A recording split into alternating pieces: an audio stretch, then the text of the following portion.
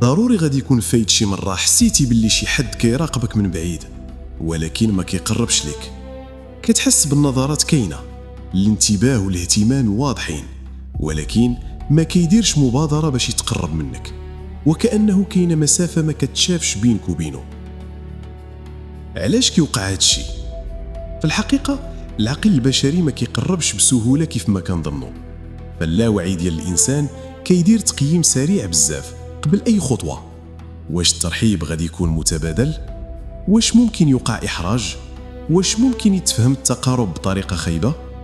إلا كانت الأجوبة ما واضحاش، العقل كيختار الحل الأكثر أمان، المراقبة من بعيد.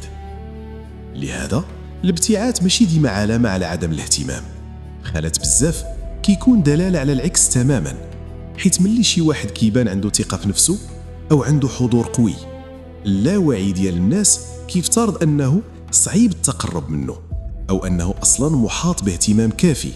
وهنا كيبدا التردد، ومع الوقت كيولي هذا التردد نمط ثابت، اهتمام صامت، مراقبة من بعيد بلا خطوة مباشرة.